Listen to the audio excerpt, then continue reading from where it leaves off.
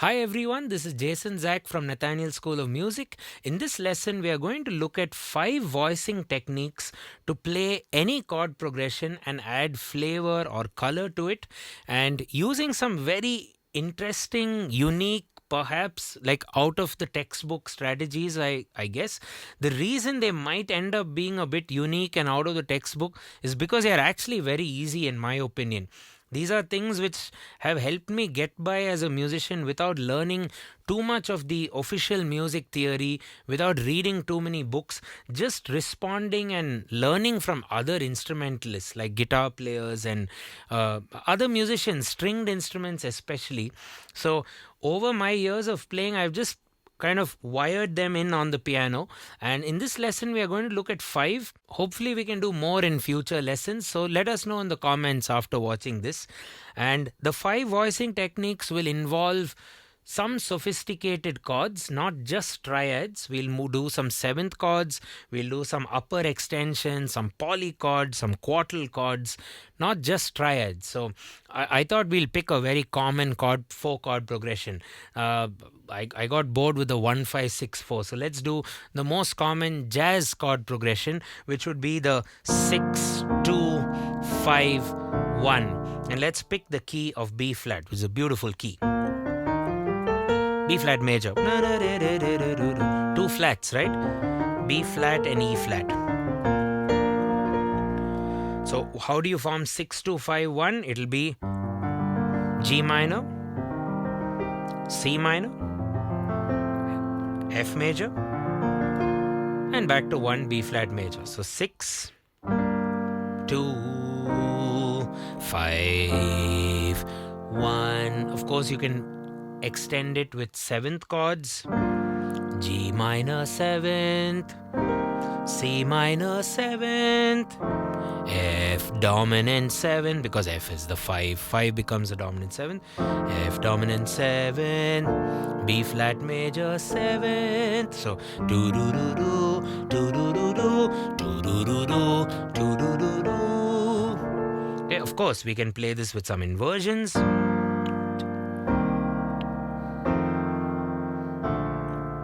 Or with just triad. You might want to practice the inversions. There we go.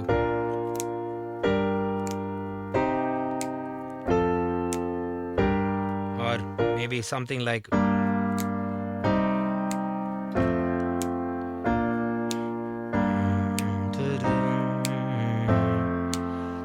this is all on the key of B flat major. So let's now get into the voicing techniques. Before that, it'll be nice if you can consider heading over to our Patreon and getting the notation for all these voicing methods, my handwritten notes, the essential theory ingredients. It's all there in a PDF documents and MuseScore files and MIDI files. So head over to Patreon, get it, and that'll support the channel as well. So also, there's a subscribe button and a bell for regular notifications. You might want to hit that if possible now, will be nice. So let's get cracking. First technique will be using 5th chord. So in the B flat scale, the 5th chord will be 1-5 octave, sa pa sa. Slightly tricky to play, so you might want to angle your hand or use the ring finger like that. Another strategy could be played as F, B flat F as an inversion. So B flat F, B flat, F, B flat F. There we go. Fair enough. So in the left hand, you can start by just playing the roots of these chords alongside the 5th chord, which will be anchored in the right hand.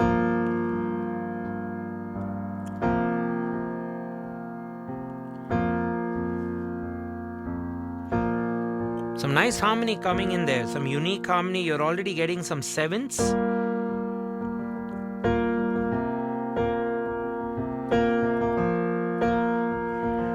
A nice F suspended sound.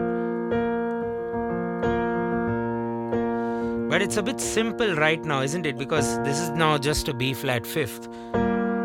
There's some nice color there. You have a minor 3rd and a minor 7th. Now you get a nice minor 7th and a sus4. But for F it's a bit plain, and for B flat it's a bit plain. So stack up the third in the left hand, and there we have it. You get some sophisticated harmony.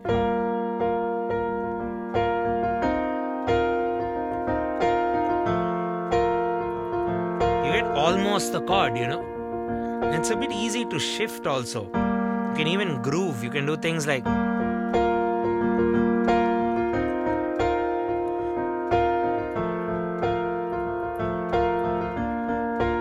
let's try the other inversion.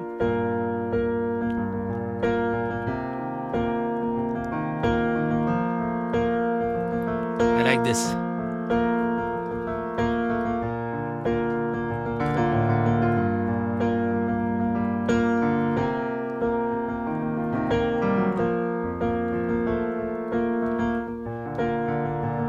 Okay, another thing you could do with the fifth chord is pivot it, play the thirds, and just add one note whichever you wish, like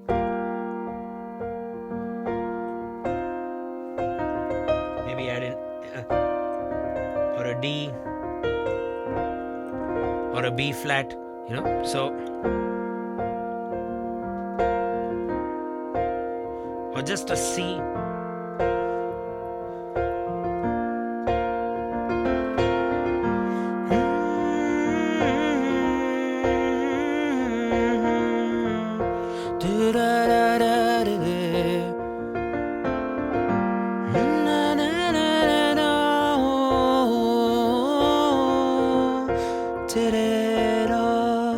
I like this technique because it frees up the two hands to almost work in a bongo or a tabla like percussion groove, And anything you play in either hand is equally harmonic in nature, So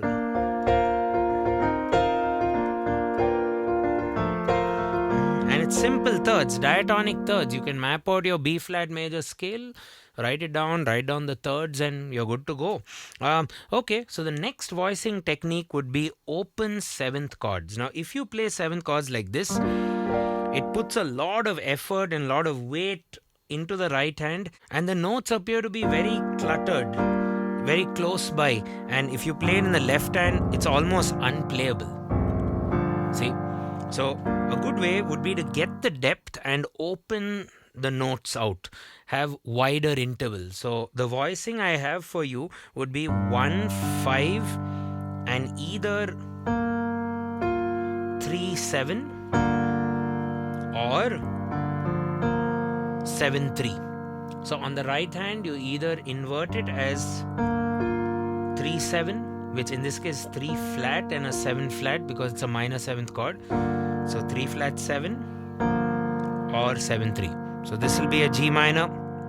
And when you do jazz progressions like 2, 5, 1 or a 6, 2, 5, 1 in this case, the 3, 7 of this chord, when you go to the next chord, which is the 2 of the scale, becomes a 7, 3, and it flows very nicely for the ears.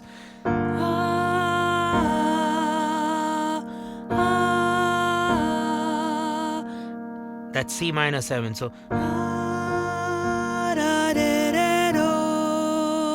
and then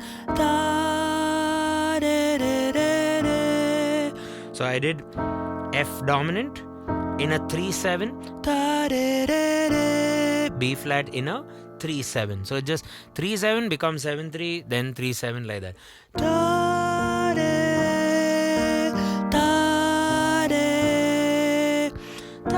And what if I started with the 7-3?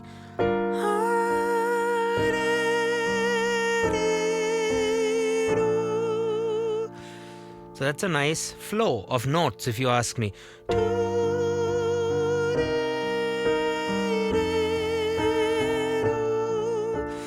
And if you want to make some melodic adjustments, or if you want to do some melodic fillers,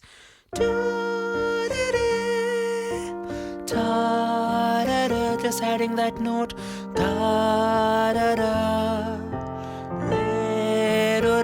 or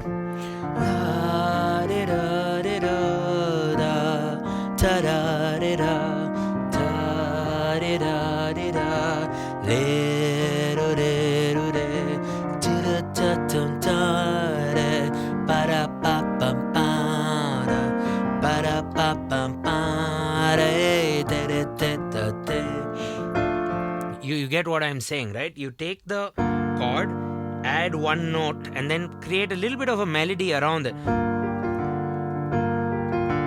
And again, the strategy here is you're keeping equal weight in both hands. So each hand is responsible equally for the harmony, and thus you have a less load on each hand. So one hand can groove more, which you couldn't do earlier, perhaps, and the other hand can bring out a melody line with the harmonic content. Because earlier, if you stomp on all the 4 notes, where is the finger which can even play a melody? There's no room for the melody, right? So that is open 7th chord. So practice. You could even go in a nice arpeggio.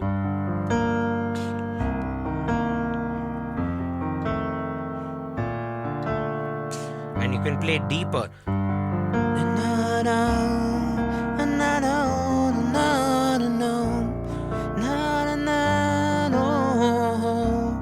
Isn't she wonderful? Isn't she precious?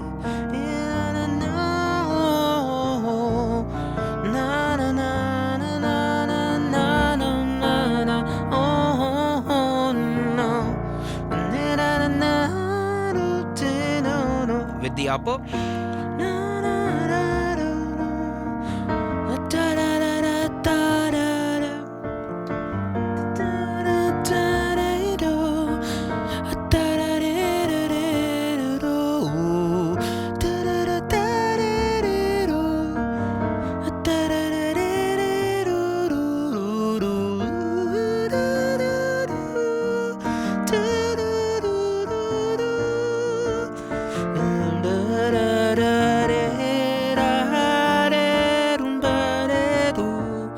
So on.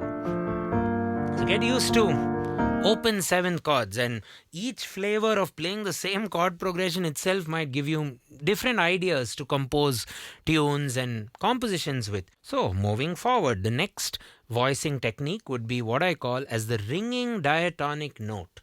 So the ringing diatonic note means you have the B flat major scale, 7 notes, B flat, C, D, E flat, F, G, A, B flat, 7 notes.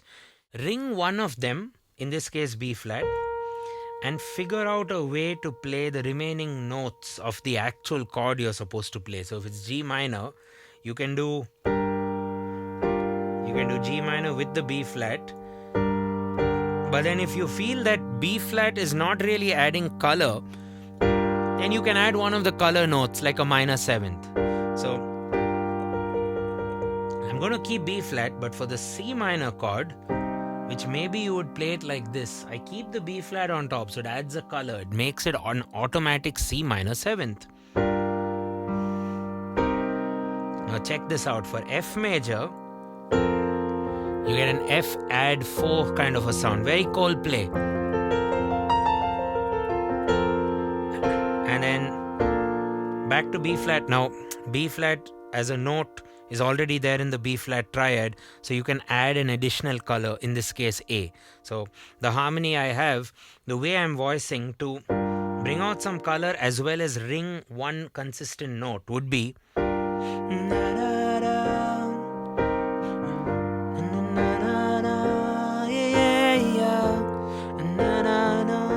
so you're ringing the B flat. It's also nice if you arpeggiate it.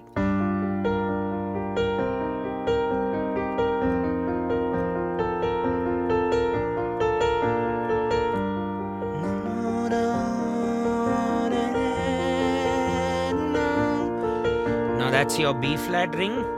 What's the next note of B flat major scale? C, no? Let's ring C now for the whole progression. Get a nice G minor 11th sound.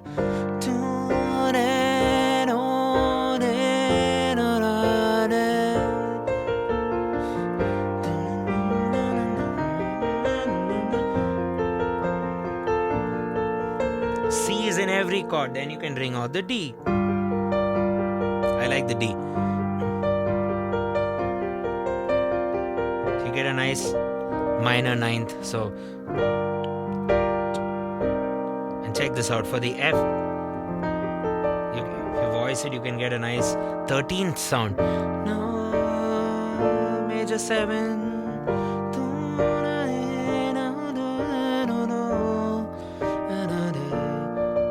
And then if you want to voice the 4th, which can get a bit tricky, but let's see.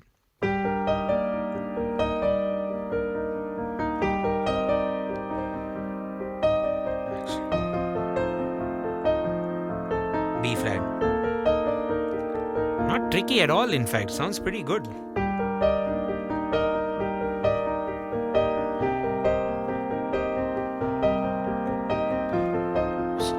So whatever you play, keep that E flat as your pivot note.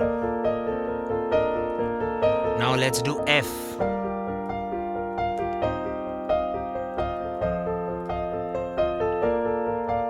G. You get a nice F 9th there. And now the tricky major 7th. So you can get a G minor 9th, C minor 6th. A is anyway part of the F.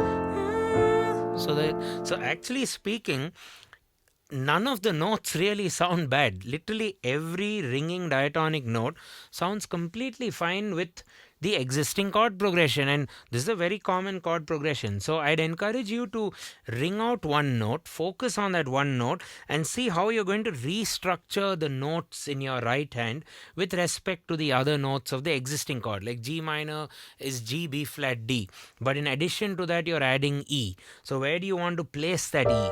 How do you want to invert the original triad becomes the question. So you have to work on it a bit to get a sound that you like. Okay, so that's about the ringing diatonic note. Now let's move into voicing technique number 4, the penultimate one, called quartal chords. So a quartal chord, instead of being formed as triads or with third intervals, see, these are all your triads: B flat major, C minor, D minor, E flat major, F major, G minor, A diminished, B flat major. So instead of forming it with thirds, you can form it with fourths. So the quartal chords of B flat major, just look at the scale and go in fourth intervals. So that'll be things like B flat, E flat, A, then C, F, B flat. Then you have your D quartal, D, G, C, E flat, A, D, F, B flat, E flat, G, C, F, then A, D, G, and then finally B flat quartal. Now I'm not going to get into the official names of all these because I've done a detailed YouTube video on quartal chords, so do check that out in the description. So it goes something like B flat quartal, C quartal, D quartal, E flat quartal, very Lydian, F quartal, suspended, G quartal, A quartal, and finally B flat quartal. So if you have to play the progression now and just experiment, so G, C, F, B flat, just the bass. If you try this for the G, you can consider the quartal chord, starting from the D, and perhaps add a minor third for additional flavor. For C minor, you could probably do an E flat AD. Stick on to that. Get a nice 13 sound. Get a nice 6/9 voicing. You can call that as a B flat 6/9.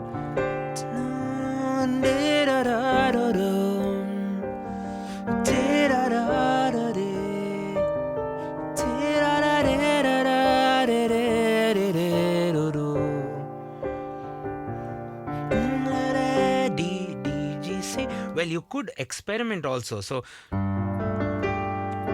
that's nice. Or that's a nice way to play G minor 7th, or see, literally everything has its flavor, and you're not really leaving the scale, right?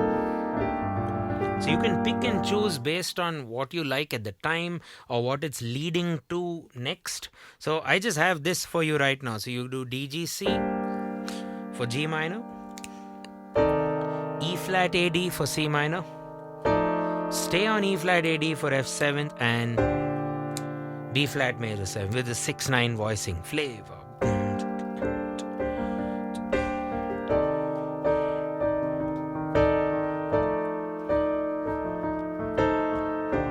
And let's try one more flavor as well, where you do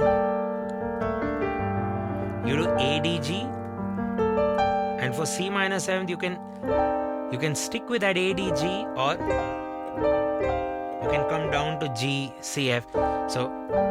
So for G minor 7th, then for C minor 7th, stick with that if you want, or drop down to G CF. So drop down. Now for F7, stick to G CF in the right hand, or maybe you can go up to play something like I like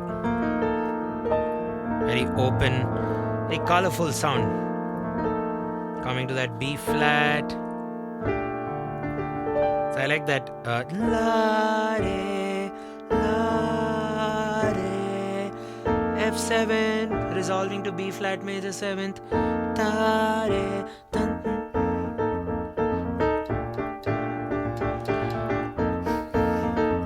So quartal chords just add a level of interest because very few people use it. At least I didn't use it. I've been using it for barely a few years now. So even I'm new to it, to be honest. So I just tend to look at the chord and say, do I want to explore the quartal flavor? And then if so, what are all my 7 diatonic quartal chords? Write them down neatly and then fool around, just see which one works for the requirement or for the current situation. So that's about quartal voicing. Let's now move forward to the last voicing technique. The last voicing technique will basically involve upper extensions and possibly polychords. So if you take the G bass, the first and foremost upper extended triad would be go up a third. For a minor chord it would be a minor third. For a major chord, it would be a major third. Go up to the third and form a triad, which would be either major, minor, or diminished. So from G, go up a minor third because it's minor. Play a major chord and you get yourself a G minor 7th. Now for C minor, the same ecosystem. Go up a minor third to E flat, play E flat major in the right hand. If you have two musicians, let's say guitar and bass, a guitarist could play E flat major and the bassist could play C as the bass. So together, y'all are joining forces to create this monster chord, C minor 7. Not really a monster chord, but you get the idea. So B flat major over G. You could look at it even as a slash chord. B flat major over G. Then E flat major over C. So again, you're reducing the workload of the right hand. You're playing 3 instead of 4 because anyway one note would be redundant. Why play the same G here and here? So think of it as minor third major chord. Minor third major triad. E flat G C. Now for a dominant chord, you want to go upper major third and play a diminished chord. F upper third A gets you A diminished. And for a major 7th chord, you go upper major third and play a minor chord. So major 7th chord would be upper major third and play a minor. Dominant 7th chord would be upper major third because it's a major chord and play a diminished chord. So I'll play it.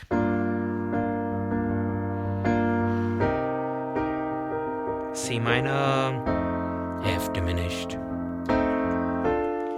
B flat major 7. You could even invert your chords.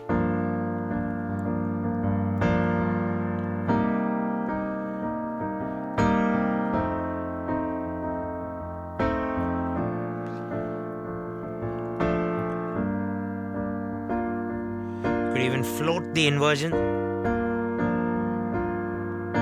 And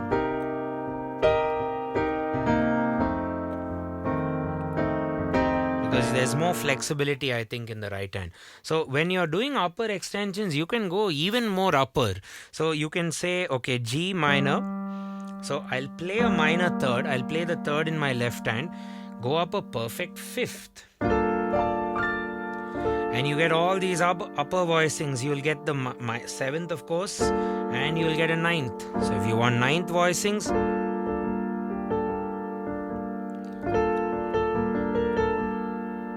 then C minor 9, and then you get F ninth, again upper perfect fourth, upper perfect fifth, and play a minor chord. I have this written down in my chart, and then major chord would be upper perfect fifth and major. Okay. So whole story again, getting a ninth sound.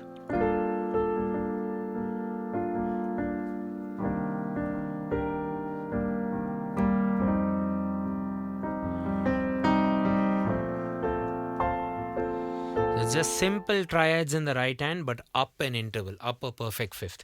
And if you want even more upper extensions, you can probably play the basic triad in your left hand, and in your right hand, go down a tone. So go down 2 steps, and there you have a really thick sound. You get the 11th now. So this becomes a minor 11th sound. Simple way to play G minor 11th. Play G minor in the left hand, go down a tone, and play F major in the right hand. Or if you have 2 musicians, one musician in the lower end plays G minor, the other musician in the upper end plays F major, and together it's G minor 11th. So, and then that's your C minor 11th. Then you have your F 11th, and B flat.